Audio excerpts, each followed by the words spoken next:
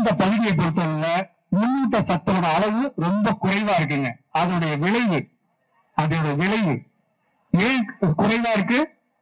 மரங்களோட எண்ணிக்கை கூடுதுங்க, தேவை அதிகரிக்குது, ஊடு பயிர் எல்லாமே அதிகரிக்குது. அப்ப அப்படி இருக்கும்போது மண்ணுல இருக்க சத்தை எடுத்துதாங்க அந்த பழம் வளருது. அப்ப மண்ணுல இருக்க சத்தை எடுக்குதுன்னா நம்ம கொடுக்கறது இல்ல, முறையா கொடுக்கறது இல்ல. அப்ப நம்ம எளிமையா கொடுக்கணும் அப்படின்னா என்ன செய்யணும்? முதல் சத்து போரான் சத்து. அந்த போரான் சத்தை கொடுக்கறதுக்கு முடிஞ்ச அளவுக்கு எருக்கலை செடியை பயன்படுத்துங்க. எருக்கலையோட சாரை கீழே ஊத்துங்க, எருக்கலை சார மேல தெளிங்க. அதற்கான வழிமுறைகள்லாம் யூடியூப்ல சொல்லியிருக்கோம், மேல தெளிங்க. ரெண்டாவது, ஒரு 20 வகையான இலைகளை கலந்த கரைசலை தயார் பண்ணுங்க. ஒரு கோமியம் கிடைக்குது, 100 லிட்டர் கோமியம் கிடைக்குது, 100 கிலோ அளவுள்ள இலைய அதுக்குள்ள உள்ள நுழைக்கிற மாதிரி பாருங்க. அப்படி நுழைக்கணும்னா என்ன செய்யணும்?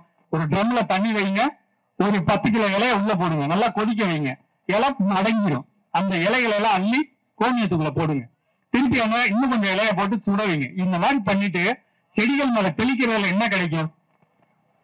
முக்கியமா இந்த மண்ணுல இல்லாத 2வது அல்லது 3வது முக்கியமான முன்னூட்ட சத்து என்னன்னா, மறைந்து இருக்கக்கூடிய சத்து என்னன்னா, இரும்பு சத்து உங்கள்கிட்ட இல்ல, மெக்னீசியம் சத்து இல்ல.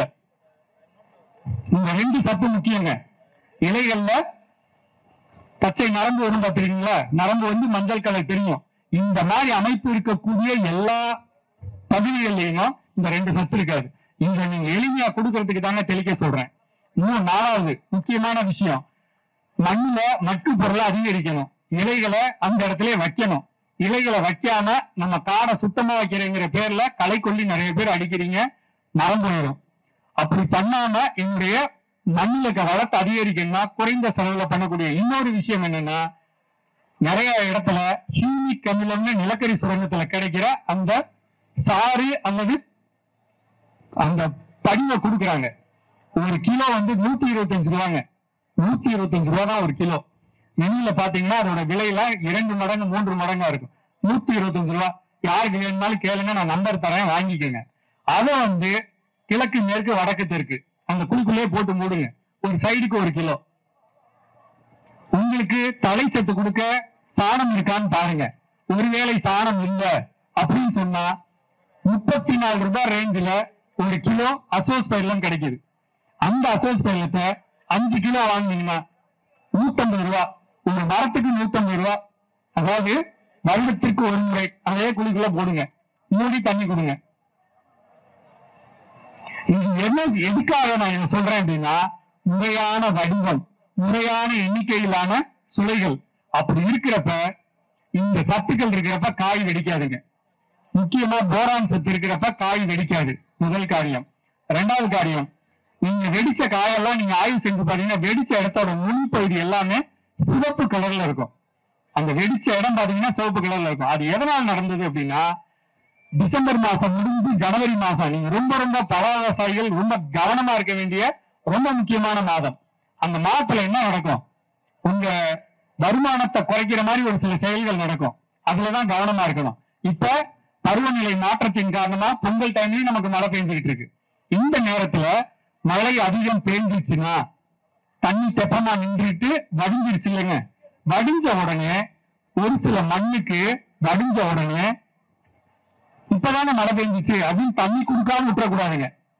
இந்த தண்ணி கொடுக்காம விட்டுட்டு நிலத்தை காய விட்டுட்டு திடீர்னு தண்ணி தர்றது, சத்தே கொடுக்காம திடீர்னு சத்து கொடுக்கறது, காய் அப்ப என்ன நடக்கும்? திடீர்னு பெருக்குங்க. பெருக்கிறப்ப கிழிகிறதுங்க. எவ்வளவு எண்ணிக்கை இருக்கணும் அந்த அந்த ரகத்துக்கு ஏற்ற எண்ணிக்கை தான் இருக்கணும். கூடுதல் எண்ணிக்கை இருக்கிறப்ப கிழிங்க. தேவையான பழங்களை வச்சுக்கணும். மழை முடிஞ்ச உடனே அதை தொடர்ந்து இருக்கிற மாதிரி கொஞ்சமாவது தண்ணி. உதாரணத்துக்கு இந்த மரம் இருக்குங்க, இந்த மரத்துக்கு குறைந்தபட்சம் ஒரு வாளி தண்ணி 20 லிட்டர் தண்ணியாவது இதுக்கு ஊத்தணுங்க ஒரு வாரத்துல. அப்படி ஊத்தலைன்னா என்ன நடக்கும்? பெரும்பாலான இடங்கள்ல நம்ம பாக்குறோம், ஒரு செடி மொத்தமா சாகுதுங்க. நல்லா இருக்கும், காயோட இருக்கும், காயெல்லாம் கருப்பாகும், மொத்தமா காஞ்சிரும். இந்த மொத்தமா காய்கிறது ஒரு செடி அப்படிங்கிறது எதனால நடக்கும் அப்படின்னா, இப்ப இந்த கீழே இருக்க இலைகள்லாம் ஒரு நிலத்துல இருந்துகிட்டே இருந்துச்சுன்னா தப்பிச்சிடும் மரம். இந்த கீழே இலைகளே இல்லாம செங்காடுல கொண்டு போய் இந்த பழமரத்தை நட்டிருக்கீங்க. பழமரம் வளர்ந்துட்டு இருக்கு. மண்ணுல நீர்ப்புழுன்னு ஒரு ஒரு கிருமி இருக்குங்க. அது சின்ன கண்ணு, அதாவது மிக சின்ன அளவுல இருக்கக்கூடிய ஒரு புழு. அதுக்கு சாப்பிடுறதுக்கு இந்த மாதிரி காய்ந்த இலை இருக்கணும். அந்த காய்ந்த இலை இல்லைன்னா நம்ம வேற கடிக்கும். வேற கடிச்சா வேறு புண்ணாகும். புண்ணாச்சுன்னா சாப்பிட முடியாது. ஒரு நிமிஷத்துல அதுல பல வகையான அந்த நூற்புழு இருக்குங்க. நிலத்தோடுங்கிற அந்த நூற்புழு இருக்குங்க. அது எப்ப வருதுன்னு தெரியாது. நான் திருப்பி அதான் சொல்றேன். இதை எப்ப நீங்க கவனிக்கணும்னா அக்டோபர் மாதம் மழைக்கு முன்னாடி உங்க நிலத்துல இந்த இலை இருக்கிறத உறுதிப்படுத்திக்கணும். மழை முடிஞ்சிச்சு, எல்லாம் இருக்குதா, இலை இருக்குதா, நான் சுத்தமா எடுத்துட்டேனான்னு பார்க்கணும். சுத்தமா எடுத்திருந்தா அதுக்கு வேணுங்கிற ஒரு சில பொருள்களை போட்டு இலைகளை போட்டு இந்த இடத்துல இலைய வச்சுக்கணும். அப்ப தப்பிச்சுக்கும் மரம். தப்பு விட்டீங்கன்னா இவ்வளவு பெரிய மரம் அப்படியே செத்துச்சுன்னா உங்களுக்கு எப்படி இருக்கும்? இத உடனடியா அதை சரி பண்ணி கொண்டு வர முடியாது. ஏன்னா மண்ணு காஞ்சு கிடக்கு. தண்ணி ஈரப்படுத்தி அதுல நம்ம கொடுக்க வேண்டிய நுண்ணுயிரிகளை கொடுத்து கொண்டு வரணும். சிரமப்பட்டு ஒரு மரம் போயிடும். ரெண்டாவது, இந்த மரத்தை சுத்தி அந்த கீழே இருக்கக்கூடிய தரை இருக்கு பாத்தீங்களா, தரையில செடிக்கு கீழே இப்ப இருக்கிற காலத்துல ஒரு வெள்ளையா படிவம் ஒரு பூஞ்சை வருதுங்க.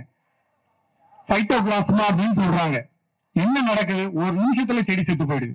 இது வராம இருக்கணும்னா என்ன செய்யணும்? வெறும் 200 ரூபாய் செலவுல உங்க பக்கத்துல இருக்க வேளாண்மை துறை அலுவலகத்துக்கு போங்க. ட்ரைகோடர்மா விரிடின்னு ஒரு பவுடர் வச்சிருப்பாங்க, அல்லது சூடாமோனாஸ்னு ஒரு பவுடர் வச்சிருப்பாங்க. அந்த பவுடர் வாங்கிட்டு வாங்க. ஒரு மரத்துக்கு இந்த சைஸ் மரம் அப்படின்னு சொன்னா ஒரு மரத்துக்கு ஒரு 100 கிராம் தண்ணியில கலங்க, வாளியில கலங்க, சுத்திகரை ஊத்தி விடுங்க. எப்ப ஊத்தணும்? ஈரத்துல ஊத்தணும். அந்த ஈரம் எப்ப இருக்கும்? டிசம்பர் மாசம் மழை முடிஞ்ச நேரத்துல இருக்கும். அந்த நேரத்துல ஊத்துங்க. ஜனவரி மாசத்துல தைப்பட்டத்துல நமக்கு மழை பெய்ஞ்சிருச்சா ஊத்துங்க. இப்ப நடக்கிற மே மாசத்துல இப்ப மழை பெய்ஞ்சு, நேற்று மழை பெய்ஞ்சிச்சு, இப்ப விட்டுருங்க. அடுத்த இன்னொரு 5 நாள்ல தொடர்ந்து மழை வரும். அந்த நேரத்துல உங்களோட ஊத்துங்க. இப்படி ஊத்துறதுனால இதோட வேற நோய் இல்லாம பாத்துக்கலாம். அதெல்லாம் இல்லைங்க, என் காட்டுல எந்த நோய் வராதுங்க, எல்லாம் பலகாலத்து மரங்க அப்படின்னு சொல்லாதீங்க. இன்னைக்கு இருக்கிற காற்று தப்பா இருக்கு, மண் தப்பா இருக்கு, தண்ணீர் தப்பா இருக்கு. நீங்க பழம்பெருமை பேச முடியாது. உங்க அப்பா காலத்துல மானாவாரியா பழம் விளைஞ்சிச்சு. இன்னைக்கு எல்லாருமே தண்ணி கொடுத்து போட்டுட்டு இருக்காங்க. பரப்பளவு கூடுது. அந்த மாதிரி நேரத்துல நம்ம அதற்கு வேணுங்கிற கவனத்தை நம்ம சரியா கொடுக்கலன்னா மரத்துல இருந்து எந்த லாபமும் வராதுங்க. எதிர்காலத்துல ஒரு திட்டமிடல் வேணும். ஒரு பழாவோட தலைமையகமா இந்த பண்ருட்டியை கொண்டு வரணும்னா ஒரு சில சின்ன காரியங்களை பண்ணணும். அதுக்கு நீங்க முன்கூட்டியே உங்களோட பக்கத்துல இருக்கக்கூடிய தோட்டக்கலைத்துறை அல்லது வேளாண்மை துறை அந்த அலுவலகத்துக்கு போய் பவுடரா இருந்தாலும் திரவமா இருந்தாலும் வாங்குங்க. அல்லது தனியார் யாராவது வச்சிருந்தாலும் வாங்கிட்டு வாங்க. ஒரு லிட்டர் என்னங்க ஒரு 200 ரூபாய் ரேஞ்சு சொல்லுவாங்க. ஒரு மரத்துக்கு 50 மில்லி அப்படின்னு சொன்னா தாராளமா 20 மரத்துக்கு கொடுக்கலாம். இப்படி கொடுக்கறதுனால மரத்தை பத்திரமா பாத்துக்கலாம். அப்ப நம்ம கொடுக்கிற சத்து காயா மாறும். காயா மாறுறத விற்பனை பண்ணலாம். இப்ப ஒரு மரத்துக்கு 10 காய் தான் நம்மளுடைய 10 காய் மட்டும் இருந்ததுன்னா 1000 ரூபாய் கிடைக்கும். வெறும் 10 காய் 1000 ரூபாய், அது மட்டும் போதும். அதுக்கு மேல வர்றது லாபம். நான் அந்த 1000 ரூபாயில உங்க மரத்துல இருக்கக்கூடிய ஒரு ஏக்கர்ல 40 மரம் வச்சிருந்தீங்கன்னா ஒரு 10 மரத்துல இருந்து வரக்கூடிய அந்த 4000 ரூபாய் செலவு பண்ண 4000 ரூபாய் தான் செலவு பண்ண சொல்றேன். அதுக்கு இந்த பொருள்களை வாங்கி போடுங்க. பராமரத்தை பத்திரமா பாதுகாத்துக்கங்க. இப்ப நிறைய யூடியூப் அல்லது தனிப்பட்ட பயிற்சிகள் மூலமா என்ன செய்யறாங்கன்னா வியட்நாம் சூப்பர் ஏர்லி, அதுலயே சிவப்பு, அப்புறம் சித்து சங்கரா, G33, கமலா, தட்சிணா வரிசையா ஊர்றாங்க வருது. உங்கள்கிட்ட இருக்கக்கூடிய இந்த காய்ந்த இலைகள் இல்லாத இடத்துல கொண்டு போய் நட்டுக்கிட்டு இருக்காங்க. இப்படிதாங்க நட்டாங்க கொய்யாவை. இன்னைக்கு அந்த கொய்யா இல்ல, தைவான் பிங்க் இல்ல, அதோட பரப்பளவு பல மடங்கு குறைஞ்சிருச்சு.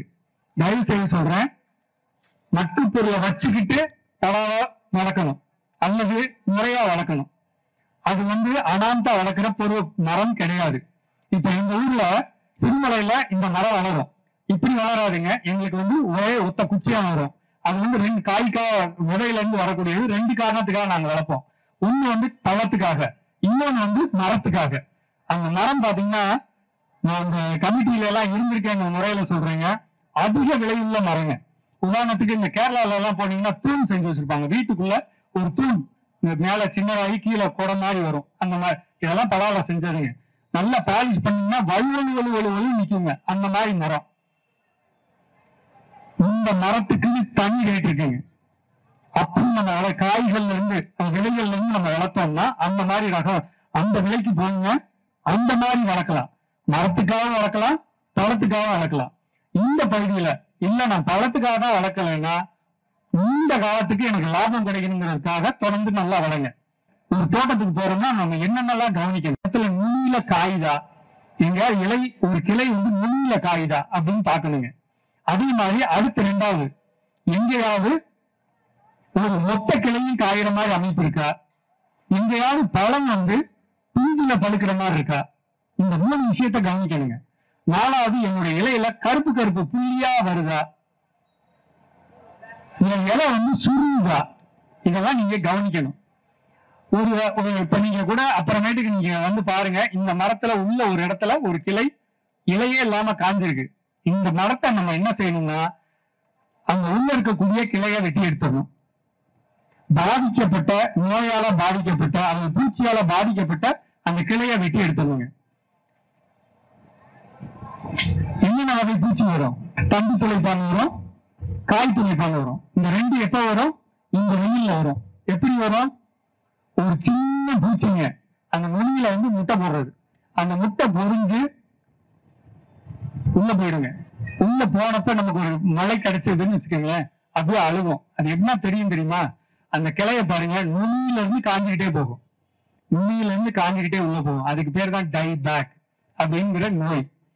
காஞ்சி போகும். நீங்க கவனிக்காம இதுதானங்க, இதெல்லாம் ஒண்ணும் இல்லைங்க, இதெல்லாம் அப்படிதாங்க இருக்கும் அப்படின்னா, எலுமிச்சஞ்செடி காய் பார்த்திருக்கீங்க, காய்ந்து பார்த்திருக்கீங்களா? மொத்த செடி அப்படியே காஞ்சி போயிருங்களா? அப்படி போயிருங்க. இந்த பழசு மாறி இல்லை. நான் திருப்பி திருப்பி எச்சரிக்கையாக்காக சொல்றேங்க. பழைய மாதிரி இல்ல, எல்லாம் கெட்டு கிடக்கு. நம்ம சரியானதை கொடுத்து வளர்க்கணும்.